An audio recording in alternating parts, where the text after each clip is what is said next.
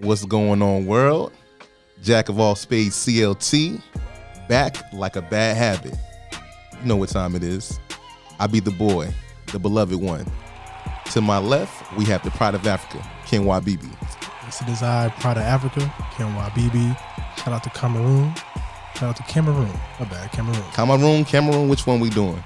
Cameroon. All right. Mm-hmm. To the right, in the cap jersey, yes, Black sir. Power in it. Yes, sir. You know we have the boy Banks on the beat.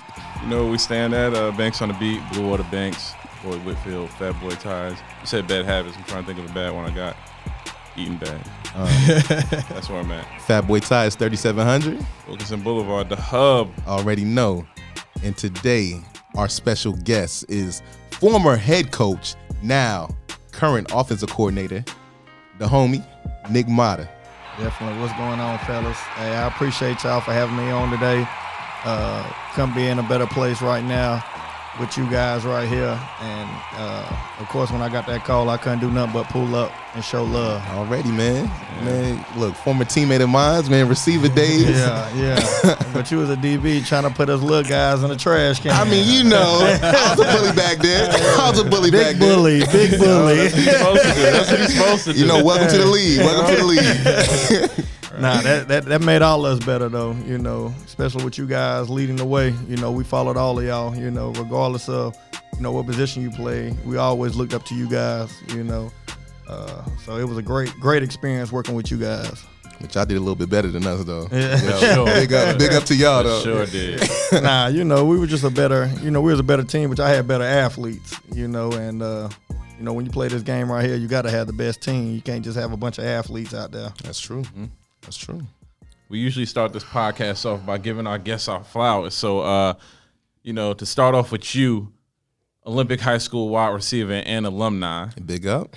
JCSU, Johnson C. Smith, wide receiver and alumni. Big up. Mm-hmm. You've been a wide receivers coach at JCSU, offensive coordinator at West Meck, head coach at West Meck, and now you're the offensive coordinator at Indian Land High School. Can you tell us about your journey a little bit? Yeah, you know, when I moved here from Florida, you know, my dad moved. He moved up here first, and he brought the whole family up here.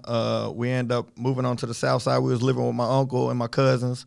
Okay. At the time, you know, just for my dad, you know, just to get on his feet and whatnot. He ended up getting on his feet. We moved in over there off South Tryon. You know, went to school at Olympic, but finished my senior year at West Charlotte. I don't know if a lot of people know that. So I did my senior year at West Charlotte, and that's how I was introduced to Stephen Aycock that was at Johnson C. Smith, which is another influential person in my life. But, you know, the journey we had its ups and downs, but it also taught me how to be a man and also how to, you know, take advantage of adversity. You know, we all are put in situations to where we can either fall or we can climb, and you know, with the persevere that I had, I had to climb up out of there. But it's been a great experience. You know, just taking from what I got out of high school, what I got into college, put it all together, and what made me successful at West Meck. You know, having I think it's about 10 Division I athletes going in over there at Indian Land. You know, it's a great staff, just one of the best staffs. We ain't as tight as what it was at West Meck, but as far as knowledge of the game and putting into the players, you know, this is probably one of the best that I've been around. Everybody's football knowledge is there, you know.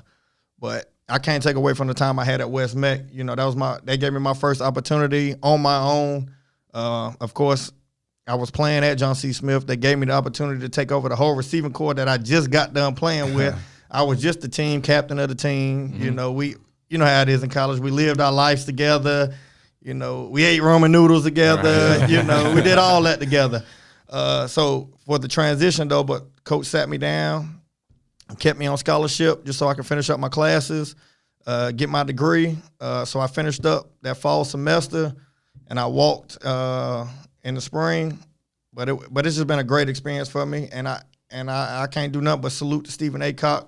He's the one who gave me the first opportunity. and he's always been there on my side. So definitely tip my hats off to him and Coach Flowers. You know, Coach Flowers and still being hard on all us. Yeah. You know, Hey, son. yeah, Mo Flow. But it's been definitely a great experience, and I never take my downfalls as hard as somebody else might be. And I just take it as a lesson to be learned. Facts. And we've all probably done been through, you know, certain situations, and that's what's kind of made us into the man we are today. But yeah, that's basically how my journey went. Okay. All right, that's a perfect segue to the next question. But before I get into that, I know a lot of the listeners, you know, we got a wide range of listeners and supporters, all ages, shapes, sizes, you know, genders. But just being a young man in America playing sports, and you talked about the coaching influences on you, and that's a big part because a lot of times they might not have that father, and they coach, and specifically that football coach usually plays that role. And I know even though I had my father and you had yours, like a football coach is just another, you know, positive role model in your life. And, you know, I always big up Coach Flowers on that, but most players do transition to coaching. You've already shouted out a couple of the names, so you've had a lot of great coaches along the way. Of course, Big Mo Flowers, Steven Shipp, Stephen Aycock, Jarvis Davis, and Vernon Hunter. What do those names mean to you? That's why I'm sitting right here. You know, you talking about somebody that's, you know, that had a lot of downs getting to right here where I'm at now. Not a lot of ups, just a lot of downs. And them names that you had, that you presented, them are the ones that was like, yo, man, you too good. You know, it's too much money on the table. You know, it's just so much stuff that they just instilled in me that they grabbed me. They ain't just pulled me. They grabbed me like, yo, come do this right here. I'm telling you, you built for it. You got the right mindset. Come do this right here. And that's what coaching is. Yeah. You know, if it weren't for a coach, us all playing sports at some point, you know what I mean? The coaches that grabbed us, not pulled us, but they grabbed us. It was like, come here, little fella, I'm going to show you the way. You know what I mean? And that's what that coaching is to me. And that's why I hang my hat on being a coach's player, or a player's coach, I should say. Like even the guys that I got at Chapel Hill and the one at Maryland, like I literally grabbed them like, yo, this ain't the lifestyle you trying to live. Like, yo, it's so much life better than what we living off Tuckasegee Road or Beatties Ford or wherever it is. It's so much life bigger than that. And a lot of these kids ain't never been outside. And that's one thing that list of names that you have, if it weren't for Stephen Aycock, Steve Shipp, I would have never seen West Virginia, Maryland, you know, stuff like that in college and in high school. But then when I went to high school, them De'Ami Browns, them Chaffee Browns, them DJ Glazers, them guys like that I was taking them on trips and spending my own money just so they can see a better life, you know. And that's what coaches are here for, to do. You know what I mean? Pave the way, follow me. You know what I mean? And them names right there, I'm telling you, when it's all said and done, and I got to lead this earth, them guys right there, I know I'm gonna make proud. You feel me? Hey, big up all those coaches, man. Yeah, big them up. Now, what was your first coaching experience like? You was coaching former, you know, teammates. Nah, that's gotta be crazy. Yeah, that's gotta be crazy. It was wild. Now it was wild because and I had an apartment off West Boulevard. You know, I was staying off campus my last year, my last 2 years. So my spot on West Boulevard was like, boy, after the games we going to West Boulevard. We gonna go hang out. Right. We gonna invite such and such. So I'm like, yeah, come on. But as I got into that coaching role, I say it might have been like 2 weeks into the coaching, and Stephen Aycock found out that we were still doing what we was doing as players. Yeah. He pulled me in the office. He's like, listen, you can do it, but you got to separate yourself. And that's the only way them boys are going to respect you as a coach. Not respect you as they team captain from last year, but respect you as they coach. Yeah. And I kind of had to take that path right there. You know, I ain't stubborn. I listen, you know, and the guys that, you know, I was, leading just the previous year, they kind of knew and they understood and they just followed my way. And but it was very tough at first because we were so tight. You know, we had just won the Pioneer Bowl, which is SIAC versus CIAA. I done lost one of those. Yeah, we ended up winning. You know, and we got to travel. Well, I think it's Georgia or Alabama, one of them two. And man, it was just a great experience with them guys because not only. And put it like this, I put it right. I was never the best athlete on the team, but one thing that I could do, I can get a group of young men, and let's do it the proper way. And that's what got me into coaching. That's why Stephen Aycock brought me in there, because I can get the group of people and follow me. Mm-hmm. You see what I'm saying? So, and that's how that transition happened for me as my first year of coaching, because I was able to get the group of young men. One or two, they didn't want to do it the right way. You know, they wanted to live their own life, live a separate life than us. But they gradually came, and we conformed, and we ended up going to the Pioneer Bowl, and we ended up winning. But it was very tough early on, very, very, very tough. Just because we were so tight, you know, relationships still are in place today, you know, and we don't talk about how I coached them my first year. We talk about our memories on the field, the weight room, in the dorms, things like that. So it was very tough early on, but I was able to, you know, get it together after the conversation with the head coach, and we was able to move forward, and I'm here now. Yeah, I can imagine some of them struggles. Like you just said, y'all played together, so these are your peers that now you have to separate. You know, it's like taking from business to personal. It's like you got to separate that a little bit. And I can imagine being a young man, you have to be able to separate the two. So I'm pretty sure that was a little bit of a struggle. Yes, definitely was. All right. My next question: what's the biggest difference between coaching college athletes as compared to high school athletes? You know, I got this cliche that I always tell my high school kids. You know, I'm coaching you to be a young man. You see what I'm saying? In college, I teach you from being a young man to a man. So that's the two differences. It's two different problems. You know, high school, they might have family issues. They might have, you know, they might not be eating at night, or, you know, whatever the case may be in high school. And you have to be there to be that crutch. Now in college, you know, they having, you know, some guys have grown man problems. They got a kid. They don't really have nowhere to stay. So you got to try to link them up with a teammate that has, you know, somewhere they can stay. You know, they got jobs. You got to go around from them working and getting to practice at times. So it definitely is a difference, but I can always say I'm a better high school coach, I think, than a college coach, just because I'm able to instill what I grew up and how I grew up into a teenager to be a young man. You know, I can't tell somebody how to be a parent because I'm not a parent. You see what I'm saying? So it has its pros and cons to it, but that'll be the biggest difference between the two is I'm teaching you how to be a teenager to a young man rather than being a young man and a man. Right. Okay. So how did you prepare yourself for being a head coach from being an offensive coordinator? So, you know, the biggest thing with our industry is you got to put the work in. You know, it's all about who you know. I ain't gonna take that away from, you know, in the profession, but you also gotta work like how you want somebody else to work for you. And that's what kind of put me into the position where I'm at is I was that person that was staying there late, lock the gate, wash the clothes, you know, doing what assistant coach needs, being a great assistant, you know. And that's what kind of led into me being the head coach because the AD, Vernon Hunter, you know, he sat back and he just watched everything. Before me and him even became tight enough to where I find out that our birthdays are a day apart. Yeah. He was just sitting back watching how I operate because he didn't know me. I came from another person that coached me in high school. That's how I got to West Met. And, you know, just sitting back doing assistant coach work, you know, trying to make my head coach look the best head coach in the city. Mm-hmm. It just, that's what got me to that point right there to be a head coach.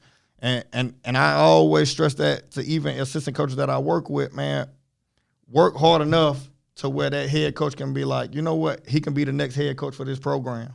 You see what I'm saying? A lot of assistant coaches like, oh, I'm an assistant coach. I ain't got to stay back and do that. I'm not getting paid this. Man, I don't got this title. You know, and it's in every industry too, though. Yeah, you know? Right. Oh, I ain't the manager. I ain't got to mop this floor, or I ain't got to do these extra dishes, or whatever the case may have been.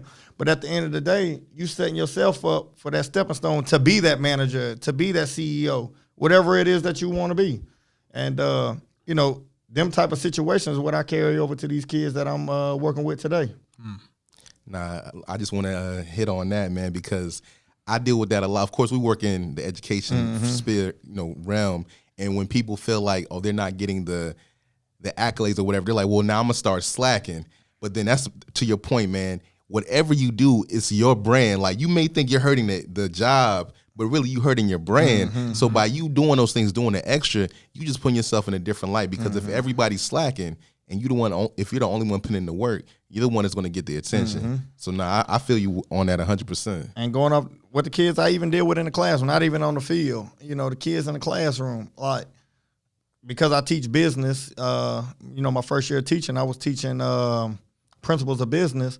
I always tell them every day is an interview for you. If I was somebody, you'll never know what I am. But if I was a millionaire, would I invest $50,000, $80,000 into a business with the work you giving me, or or how you present yourself to me? You just never know who you're going against each and every day. So the biggest thing is to carry yourself a certain way and to be able to know that every day is an interview for you, regardless of. All right, me and Laura, we went to high school together, but it wasn't like we was hanging out every day. Right. Yeah. But at some point, he was like, oh, Nick about his business. Right. So, I can see him up here with us. You see what I'm saying? Now, if I was an a-hole, you know, treating people the bad way, you know, doing all you wouldn't want to mess with me. You don't come see to what mind I'm one. Yeah, exactly. You know what I mean? You don't even get that opportunity to be on this platform today. 100%. You see what I'm saying? 100%. And that's what I tell my kids, even in the classroom. Listen, every day is an interview. Regardless of how you treat me, it's about how you treat your peers, because that's your number one, your level one networking. Correct. You know, because somebody in this classroom gonna be a millionaire. Somebody in this classroom gonna be making $100,000 a year. Yeah. Somebody in this classroom. So how are we going to present ourselves every day to these folks in this class? You see what I'm saying? So I'm big on that. Yeah, big facts sure. right there. Yeah. That's just good work habits, period. Which leads into the next question. Can you talk about the day-to-day of being a head coach? Now, the day-to-day was being a head. You're going to make a lot of mistakes. I'm telling you, you're going to make a lot of mistakes. But if you surround yourself with good people, they'll be able to pick up the slack. And I was fortunate enough to, you know, have a winning season my first year. A lot of people can't say that. But it was very, very tough, because I was no longer, you know, when you're assistant coach, you do a little bit more than a head coach as far as involving yourself in the kid's life. So I can't sit there and stay late with this certain kid, because now it seems like, oh, the head coach showing him favoritism. Right. He not doing this for me, you know. But as an assistant coach, it gets passed by, because it's like, oh, he just doing his job, you know. But as a head coach, because everybody has their own role, you know, you got to make sure you're coaching the coaches, not the players, you know. And that's the biggest thing for me that I've learned my first year was I need to coach the coaches, you know, make sure that they're coaching the kids, but I got to also make sure that they're doing the right things by these kids. It should be, excuse me, You good? there should be no reason why a kid needs a ride to a college and he don't have a ride. That's why we in this business. Yeah. We want them to progress in life. All we here for is growth. Damn. We're not here Boy, for say decline. that. Hey, You say see what I'm that. saying? Preach. So it's like, if assistant coach, I tell in my interview process, if you're not here to make sure that these kids are growing, and any opportunity they want to do, whether it's, you know, on the west side, rapping, whatever it is that they want to do, we got to make sure we're here, you know, making clothes. Man, I got kids all the time. Coach, I'm starting this business. I'll buy a T-shirt. Not that I'm saying I'm going to wear it every day, but I'm going to buy it. Support it, yeah. You know what I Showing mean? them, yeah. You know, at the end of the day. So I'm like, even a kid I got right now, we play linebacker for me. He's in the rapping industry. Like, I can't promote his music because, you know, it's all types of craziness going on in there. Yeah. You know, but I listen to it. You know what I mean? I person on Apple Music. Yeah. You know? So it's just, that's what I always make sure that my assistant coaches always had, was make sure that we are investing into these kids, because at the end of the day, some of these kids don't have nobody to invest in them. 100%. They depending on us. Right. 100%. You know, so I always make sure that my assistant coaches are doing that. But it ain't always go that way. I can tell you that now. We live and we learn. You said something I've never heard from a head coach ever before in my life, when you said, you know, the head coach job is to coach the coaches, not coach the players. Just hearing you say that, I looked at things differently, but you 100% right, because like you said, if you're showing certain people, giving them a little bit more time, oh, well, Coach Nick don't mess with me because he's over there with YB or he's over there with Lloyd, so nah, that's a gem right there. So listeners. Now listen to me. Now, And I had to learn that the hard way, early on, because every kid want attention. Yeah, 100%. Especially from the head coach. Right. Just because of the title. So these even when you get in the business world, you can kind of, when you sit back and you watch these CEOs, how they operate with certain people, it's the same way. Oh, he got favoritism for him. Right. Or she got favoritism for her. It's the same thing. So that's the big thing I took away from it. So my next gig, I'm definitely, I think I'll definitely be way more prepared, even though it's still going to be challenges to it. Always. Because, new spot, every school, every demographic is different. Yep, so definitely. like you said, new challenges. So who is the NFL or D1 coach that you try to model yourself after? If any. Man, I'll tell you what. Growing up, I was a Florida Gators fan. Through and throughout. Steve Spurrier, you couldn't tell me nothing was wrong with Steve Spurrier. You see what I'm saying? Old ball coach. But as I got into college, and I had all these, these athletes that went off to Division I and all that, and I start visiting these schools with these kids, man, I just sat back and I watched how certain people, like Urban Meyer to me was like, oh my God, it's Urban Meyer. Oh my God, it's Nick Saban. But when you get in the room with these folks, it's like, he didn't match the same intensity as X, Y, and Z, or he ain't matched the intensity as this over here. So it's like, for me, I'll say right now, in today's world, I don't know if you guys know Will Healy from UNC Charlotte. He's the head coach of UNC Charlotte right now. He's like one of the youngest FBS head coaches. So last year, I probably met with him probably like 4 or 5 times, just on the strength of, me being the youngest head coach in Charlotte. Big up. At the time, I was 29, 30 years old as the head coach at West Met. And he was like 30, I want to say he was like 32, 33 as the head coach at UNC Charlotte. Maybe a little older than that, but anyway, he was the youngest head coach in FBS football. So just hearing how he handled things and hearing how he had to take the steps to get to where he's at, that's kind of where, I'll say Will Healy was probably somebody I'll look up to right now just because he's so young and where he's at right now. That's every young coach's dream, to be a head coach at an FBS or NFL team. So I'll say Will Healy at UNC Charlotte. Okay. All right. I got to run through this list because you have placed players at UNCC, UNC, Fayetteville State, NC Central, ECU, Maryland, and other colleges. So talk about that process of helping young people or young men reach those type of goals. It was tough now. It was tough. It was tough. It was a lot of schools. Yeah, a lot of it too though is networking. I'll say the one that's at Fayetteville State, the quarterback Richard Latimer. Yeah, he made a lot of coaches believe in our word because a lot of people ain't believe in us at first. Because we young coaches, they don't really know us. yeah. Like when you're at these certain schools, they're older coaches, so they kind of go based off of who they know. You know. So, us being 29, 30 years old, and Jarvis Davis, at the time, he was 34 years old as his first head coach job. So he was young into it. So a lot of people don't really know about us. But when we was out there trying to get Richard Latimer out there, it was a lot of people passed on him. But that one school where Maurice Flowers was at, Big Mo, that took our quarterback, Richard Latimer, and end up going to the CIAA championship 3 years in a row as a starting quarterback. It started being like, oh, West Met, we can trust their word because nobody believed in that kid. Yeah. You see what I'm saying? Now he goes and starts for a program like Fayetteville State and beats a Winston 3 years in a row. Winston-Salem State was like premier in that conference, but for to beat them 3 years in a row to go to the conference championship, that was a big deal.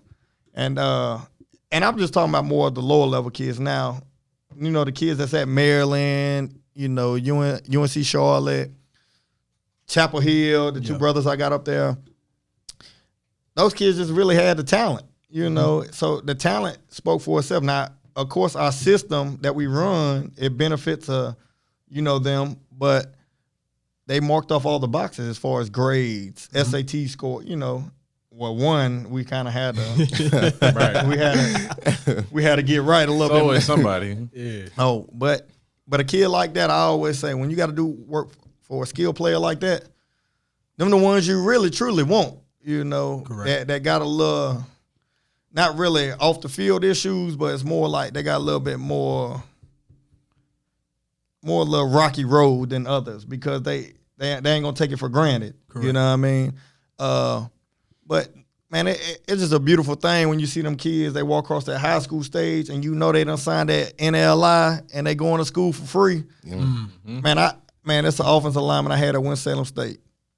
I said, you can never turn around somebody else's tab. And when you on somebody else's tab for free, that's a different story. Rather than your parents paying, Right. you see what I'm saying? That's on their tab. Yeah.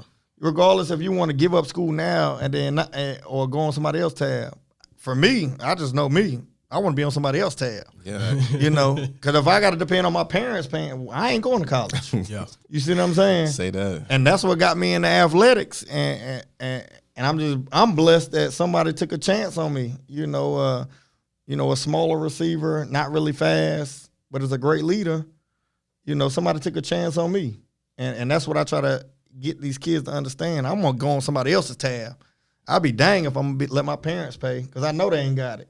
You see what I'm saying? So that's just a big thing for me, man. It's like I ain't they fathers or you know, I'm just like not they uncles, none of it. It's just like it brings tears in my eyes, man, talking about that stuff because them kids really they really need us. You see what I'm saying? To get where they want to be at. Right. And I just can't.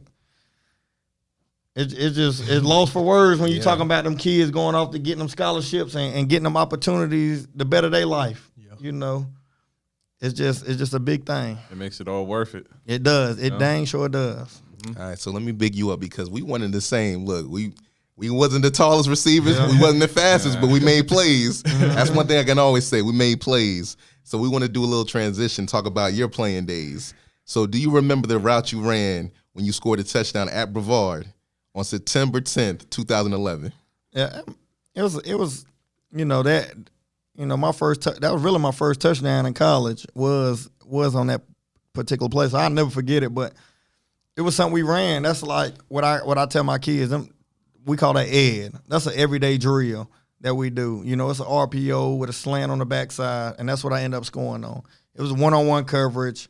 Of course, I was the route runner, so you got to be a very skilled individual to make sure you're going to guard me because I'm going to give you so many moves.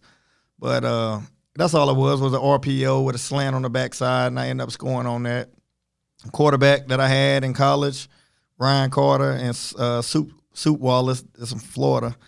We worked them routes every day, you know, and as a receiver quarterback, you know, you do that. All the coaches leaving, you still on the field running extra routes. You know what I mean? Like, you live for them moments right there. Oh, my God, they're giving me one-on-one coverage. You know, you live for the moments like that. So, I remember that like it was nothing. It's actually on my family highlight. So, you know, at John C. Smith, where I went to school at, they give all your parents, you know, highlights of your season. So that's dope. The video editor at John C. Smith, he created a highlight for your family on senior night. Okay. So they give the flowers, the highlight tape, and a big picture of you. Nice. And that I think that play might be starting off my highlight, you know, for my mom and my dad. So I'll never forget that one right there. And I just want to let everybody know the people that play ball know that anytime you score, you remember the route, you remember how it happened. You know what I'm saying? Yeah, definitely. The fact that he said man coverage, I was like, you already know. You know when it's supposed to be coming your way. Like, I gave him the outside sneak move. He opened up. It was a wrap. Definitely. I mean, hey, and I still remember these kids' first touchdowns. Like my receiver that's at Chapel Hill, the younger brother. He caught a comeback this weekend for his first catch in college football. Big up. And like, it was to see him out there because he went through 2 ACL surgeries. You know, but he played his senior year before he went to Chapel Hill on a torn ACL. The graft was off on his ACL and still had like 900 yards receiving in high school on a torn off graft in his knee. So he got to Chapel Hill. That's why he had a red shirt last year because of the knee was off. But his brother that's there, the older brother, I remember his first touchdown like it was nothing. A little stutter go, boom, touchdown, 60 yards. Dang. So it's like them because it's like it's proud moments for me. I'll never forget anything about people that I truly love. You see what I'm saying? Like that's what makes me like Spellman. I remember him because I love him because he put me in a trash can, like I said. I was a freshman. We in the gym. It was a rainy day. I was in the gym. He put me in a trash can. I thought I was going to give him a little stutter move. No, little fella. No. but them moments like that, because people I love, you know, that just stick off to me. You see what I'm saying? So, like, them moments like that, man, when you just love that stuff, man, you'll never forget. For sure. Can you recall what your best stat line was playing? Let me see. Man, I was more of a team guy. I didn't have, like, my stats would never stick off on the stat chart. So it was more like, if we won the game. Made them effort plays. Yeah. You know, third down, oh, shoot. Oh, I know the ball coming to me. Hey, because the quarterback, you know, a lot of times in our offense, when we was growing up, you know, you had your Mike Browns. Man. He home now, man. He is home. Yeah. Mike Brown, you had your Stephon that would just stretch the field. Right. So somebody like me coming out on a short dig or a quick out, you know, I'm going to get the ball because everybody's attention on them. So I probably had, I'll say probably like 6 catches, maybe like 100 yards, maybe 1 touchdown, if that, you know what I mean? That's a decent stat line, though. But you know, when you're in an offense where guys getting 6 catches, 200 yards, 5 touchdowns, that's nothing. You know, it's just like, oh, he got a couple first downs for the boys and had one explosive play. You know, so it was like we won the game. That's how I look at it, you know. But them times, I played around some great athletes. So my stat line will never be where everybody else is at. You see what I'm saying? But we did what we could to win. Yeah. And that's how we got to the, state semifinals and things like that. Like I said, y'all did better than us. So yeah. Big up. Big up. Yeah. So you got to tell us, how many times you I'm over here laughing. What's going on? How many times you got on the line at wide receiver to show your players how to do something right? Oh. I know that's a change since the past. Yes. That number has changed this year. I got another guy, my receiver coach. He's one of the best in the business. Trey Long, salute to him. Shout out. What I mean? He's I met him actually in college, so he kind of does more of that. And me and him the same age. That's crazy. But he goes out there and runs routes with them all the time. But me, I'll throw with the quarterback. I show him that I can play in the league. I drop downs. But running, that probably is, with that group right there, the 2 receivers that's at Chapel Hill, the other ones at North Carolina Central, them probably was the last people I ran routes with, because I'm a little heavier now than I was back in that time right there, eating good. But, I definitely don't run no routes anymore. I'll throw the ball now. I throw the ball. All right, so, we kind of want to, bring it to a little somber moment, but we definitely want to touch on it. So you recently lost one of your teammates, so rest in peace, Darian Stevenson. Can you share some of your best stories about him? Man, definitely, man. That dude right there, you talking about a man's man, that's what you call a genuine dude, just even though he might have had whatever he had going on in his life, whatever he did in his past to make him, be in the situation he was in, he still was a genuine dude, and he didn't deserve what he had because he just had the Juneteenth celebration on Betty's 4, and somebody want to shoot in the crowd, and he ended up getting hit. You see what I'm saying? Like, you talking about a man's man that got lost, got two, 3 kids, it shouldn't have happened. You see what I'm saying? Especially on a celebration like that. Correct. You know what I mean? It just shouldn't have happened. You know what I mean? Yeah. That dude right there now is leaving but the good thing is he had people in his corner that's still gonna help that family out. I was just over there last Friday with his dad and his grandma, and I end up seeing Deuce, which is his actual son. Man, we just gotta do our part now. Because he always wanted us to be a mentor to his kids and whatnot. That was the last message me and him talked about on March 13th. Before all that happened. But March 13th, me and him talked about, he hit me on IG. He was like, man, I need a mentor for my kids. I had everything set up to where we was going to go to Chapel Hill for their spring game. What I think might have been April 7th was their spring game. So I had everything set up. We had the hotel. And then for that to happen on Juneteenth, man, it was a real struggle, you know, for me and all my teammates at West Charlotte, because he was my West Charlotte teammate my senior year, which we were so close. And I hate that it happened, but it also made us stronger, because now I probably done hung out with them guys. I just said the last month, I probably done been with them 3 out of the 4 weekends. You see what I'm saying? Bring you closer. Yeah, and I was just so focused on what I had to do in my life. I never looked back on the people that I touched and the people that needed me. Yeah. And when you go through something like that, you start realizing that, man, your life is more than what you got going on. You see what I'm saying? People look up to you. People want to depend on you. But I didn't realize that, because I've been living my life. I'm so tunnel vision of what I need to do, and I forgot about the people that really need me. Yeah. You see what I'm saying? Right. And not just the kids, you know, like the kids, they need me when I'm coaching, but also my teammates need me, because some of them struggling, you know, and they need the conversation. They need to see a light where they coming to my house, you know, and they seeing me, my lady, my brother, and when they seeing us dressed nice, they seeing us got all types of drinks and all types of food. We setting the boys out. You see what I'm saying? Yeah. And for them to see that, it's like, dang, I'm trying to be like that, or I need to get over here. And we start having them conversations. Right. Like, how did you get here? How did you get here? And we start talking about how to buy a house, you know, how to buy a car, you know, try to get a loan, things like that. Man. That conversation has never been sparked when you in, I mean, I hate to say it, but when you in the hood, you don't have them conversations when you in the hood. You got a whole nother conversation. Yeah. You know, how are we going to survive today? Yeah. I ain't talking about a year from now, 5 years from now. How are we going to survive today?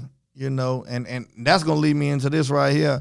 You're a fool if you don't think, you know, this injustice system ain't happening. You see what I'm saying? You're a fool if you don't think that's happening. Yeah. Because I done witnessed it with my folks. You see what I'm saying? The people I hang with, you know, now every weekend, you know, but back in the day I was with them all the time. You know, and it never struck out to me to speak out now, you know, because I'm like, we all in the same boat. You know, I'm living the same life as y'all. Right. But if you don't, I always say this even today to them kids that I'm with right now. If you don't think it's a difference, you a clown. Because there's a difference out here. Whether it's education, whether it's getting pulled over from a cop, whatever it is, it's different. And you gotta recognize that, regardless of whatever we got going on in our lives. Whether you got money or you don't got money, it is happening in this world. So we got to keep fighting and keep pushing towards that. For sure. We're gonna take a little turn for a second, since you came in here with your Bucks jersey on. I don't think we need to say who squad you with. You know, you rooted back there. So this offseason, I accumulated a couple players. Should be making a big difference. I already had a squad anyway. Straight up. But, you know, what you see for your team this year? I know you got to be a little excited about it. More than a little. I ain't excited. Just get me to the playoffs. It matters. Hey, listen, we ain't been in the playoffs in 12 years. So if I ain't a true fan, hey, I don't know who else is. Right. You know, I ain't seen the playoffs in 12 years from my team.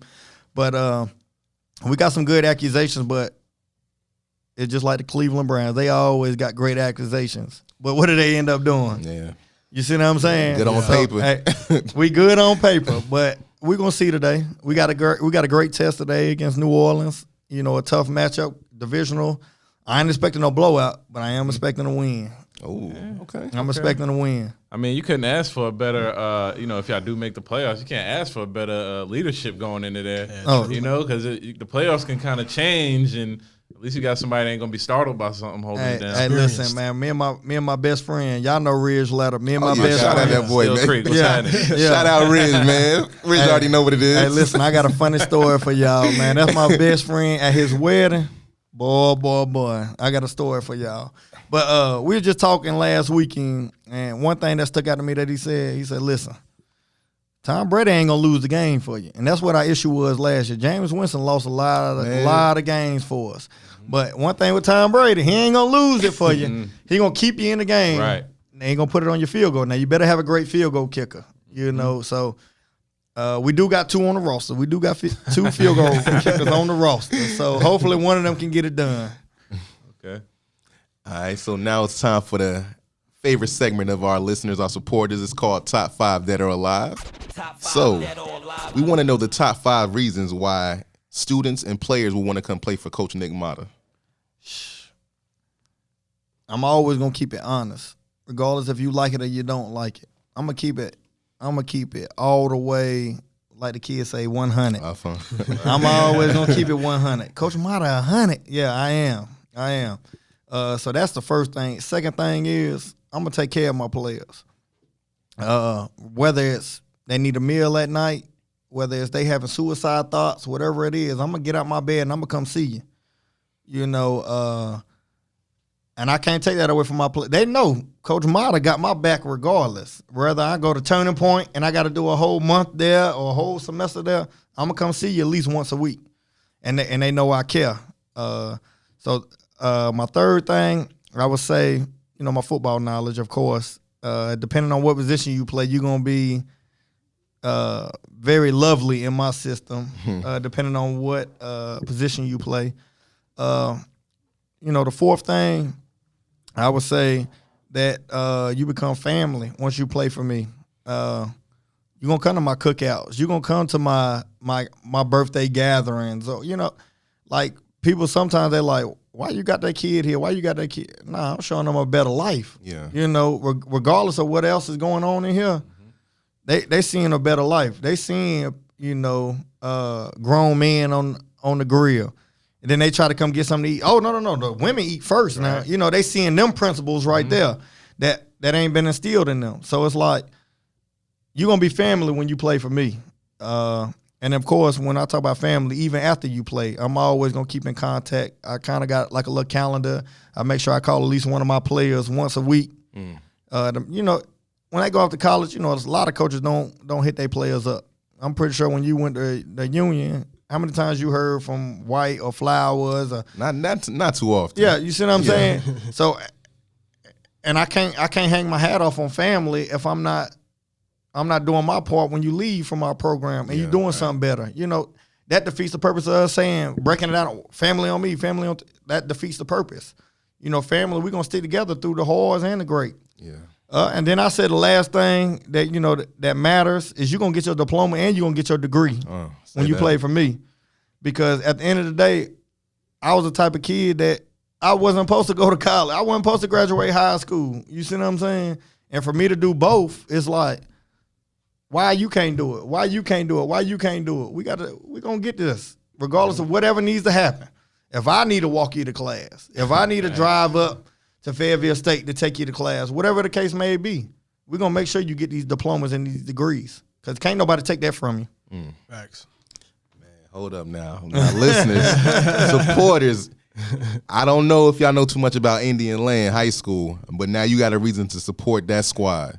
Nick Mata, offensive coordinator, former West Mech head coach. Family to me, my young boy. Brought him through the ranks, like you said, put him in the trash can. I don't remember that part, but you know, please support, man. What the schedule looking like for y'all games? When's the first game? We just had a scrimmage last night. We did pretty well. We got Nation Ford on Friday. We at Nation Ford for a jamboree. The first game is on the 25th at York High School, which is going to be a tough matchup. You know, traditionally, they're a powerhouse. Then we got Carolina Metro. That's further in Columbia. Then we got South Point. Ooh-wee. Clowny school. Yeah, South Point. They tough again.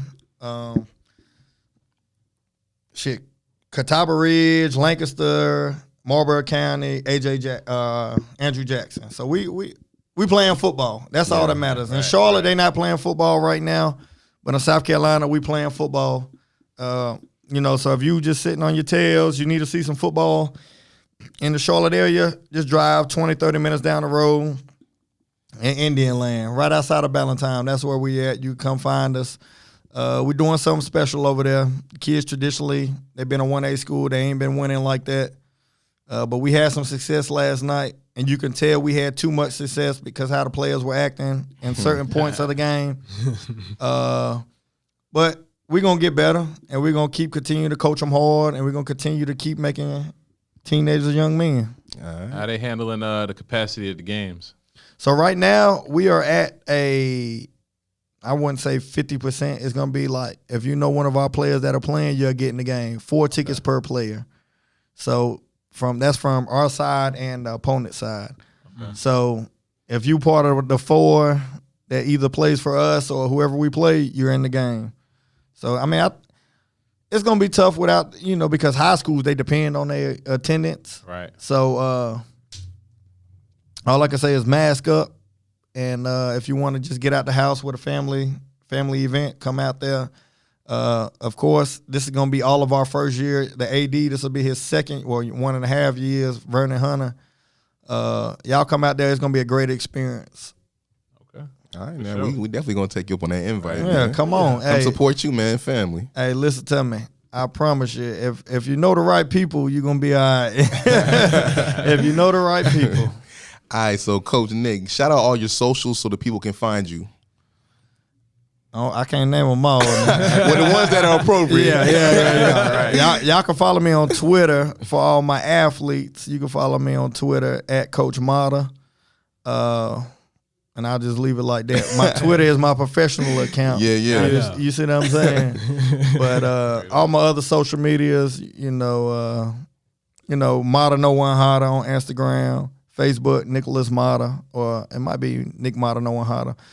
But everybody kind of know me for that. Even the kids know me that because, the coaches that I coach with on the offensive side, we've been together for so long. So we slip up sometimes and call each other nicknames out, But you can follow me on either one. I grew up now. It ain't no more extra stuff on my social media. So come on and follow us. It's about the growth, man. And like you said, that's what you're gonna instill into your players. Yeah. While they young, they do a little BS, but then you're gonna help them grow and become men. I'll tell you what, because we never had to deal with it when we was in high school. I'm glad Social we media, man, whole new ball game. Hey, listen, I remember I had an assistant coach. One of the players, last year, one of the players showed me that if you like a picture on Twitter, everybody can see it. So he was like, "Coach, look at your assistant coach over here liking this Instagram model." I'm like, he joking, but I'm looking at it like, no, we can't do this. We can't do this. And almost, if it wasn't me, because I understand, we had to correct it. But you gotta clean it up. Yeah. So it's like you gotta watch what you do out here on the social media. And that's what I tell them kids. Hey, listen, that never goes away. Don't think your Snapchat and all that goes away. It never goes away. They screenshot nowadays. They screen recording. Yeah. It never goes away. 100%. So you got to be careful on that social media. Yeah, look at that. You get gems in life. Yeah. Watch the social media activity. Definitely. Young people and old. Hey. But y'all know what it is, man. Anchor.fm for all the streaming platforms. Of course you got Apple. Of course you got Google. Of course you got SoundCloud. Of course you got Spotify. Hey, listen. Spotify. I'm gonna make a little joke, but I ain't know y'all were doing it this big in here now. Man, we appreciate the love. Hey, look, I'm about to go on my Apple Music right now. I swear I ain't know it was like this in here. Hey, when you called me, I promise I was like, man, where he got me on remount? Remount in my head. I'm like, look, I start calling him. Hey, bro, I need an entourage. Hey, look, I need to look like Young Dolph coming to the interview. I need an entourage. But hey, I'm proud of y'all for real, man. This right here is a movement. We appreciate it. And seeing the setup, and of course, the people that I mess with, of course, they gonna start messing with it because I'm exploded out. I just ain't know it was like this. And for this right here, we're gonna keep exposing it to other people because I want to see everybody win. It's enough for everybody at the top. 100%. And that's one gem I want to drop to everybody. Stop being crabs in a barrel. It's enough room for everybody at the top. Let's keep grabbing our brothers and our sisters to the top, and let's all live great. Yes, sir. Look, Coach got me ready to play. Look, give me a helmet in the past. I'm ready to go. I'm ready to go, man. But of course, shout out Marlo behind the camera for the audio and visuals on the YouTube. But that's Marlo right there. That's Marlo. Yes, sir. Hey, Marlo, what's his nickname? Go ahead, Marlo. Oh, then he ain't got no mic. Jay Marlo, that's the nickname. Jay was the first name. Jay Marlo, the nickname. Yeah. He gonna give you a sticker before you leave. You ain't got no magnet for the refrigerator? No, not yet. Hey, listen, I'm gonna tell y'all what I know I ain't trying to wrap y'all up too you long. not. Go ahead, but look, good. You know what I done came like accustomed to now. Dog, I support a lot of people that don't like clothing lines, music. Like I don't listen to your average artists and all. Like I listen to upcoming artists, clothing lines. I don't know if y'all know this guy named Lexus Bibbs. He from what's that? He went to Smith with me. Yeah, okay, yeah. But man, when I tell y'all, man, he's an entrepreneur. He got a vision. I buy clothes and then I give them to my high school teammates, my friends, like just people like that.